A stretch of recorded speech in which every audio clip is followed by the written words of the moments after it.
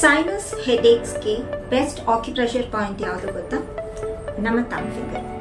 ನಮ್ಮ left hand thumb ಫಿಂಗರ್ನ right hand thumb ಫಿಂಗರಿಂದ ಜೋರಾಗಿ ಪ್ರೆಸ್ ಮಾಡೋದು, ರಿಲೀಸ್ ಮಾಡೋದು, ಪ್ರೆಸ್ ಮಾಡೋದು, ರಿಲೀಸ್ ಮಾಡೋದು. ಈ ಥರ 5 to 10 minutes ರೆಗ್ಯುಲರ್ ಆಗಿ ಮಾಡೋದ್ರಿಂದ ಸೈನಸ್ ಗ್ಲ್ಯಾಂಡ್ಸ್ ಆಕ್ಟಿವೇಟ್ ಆಗುತ್ತೆ. ಅದರಲ್ಲಿ ಏನು ಫ್ಲೂಯಿಡ್ ಅಕ್ಯುಮುಲೇಟ್ ಆಗುವಂಥ ಚಾನ್ಸಸ್ ಇರುತ್ತೆ ಅದನ್ನು ಕಮ್ಮಿ ಮಾಡ್ತಾ ಬರುತ್ತೆ. ಹೀಗಾಗಿ ನಮ್ಮ ಹೆಡೇಕ್ ಫ್ರೀಕ್ವೆನ್ಸಿ ಕೂಡ ಕಮ್ಮಿ ಆಗ್ತಾ ಬರುತ್ತೆ. ಇದರ ಜೊತೆಲಿ ಯಾವಾಗೆಲ್ಲ ನಿಮಗೆ ಹೆಡೇಕ್ ಬರಬಹುದು, ತಲೆನೋವಿನೇನು ಸ್ಟಾರ್ಟ್ ಆಗುತ್ತೆ ಅಂತ ಅನಿಸುತ್ತೆ, ಆವಾಗ ನೋಡಿ ನಮ್ಮ ಇಂಡೆಕ್ಸ್ ಫಿಂಗರು ಮತ್ತು ನಮ್ಮ ಥಂಬ್ ಫಿಂಗರು ಮಧ್ಯದಲ್ಲಿ ಈ ಒಂದು ಪಾಯಿಂಟನ್ನ ಚೆನ್ನಾಗಿ ಪ್ರೆಷರ್ ಕೊಡಬೇಕು. ಸ್ವಲ್ಪ ಜೋರಾಗಿ ಅದನ್ನು ನಾವು ಪ್ರೆಸ್ ಮಾಡೋದ್ರಿಂದ ನಮ್ಮ right hand thumb finger use ಮಾಡಿ ಪ್ರೆಸ್ ಮಾಡ್ಕೋಬೇಕು. ಈ ಥರ ಮಾಡೋದ್ರಿಂದ ಆಗ ತಾನೇ ಸ್ಟಾರ್ಟ್ ಆಗ್ತಾ ಇರೋ ಅಂಥ ತಲೆನೋವು ನಿಮಗೆ ಇಮಿಡಿಯೇಟ್ ಆಗಿ ಕಮ್ಮಿ ಆಗುತ್ತೆ.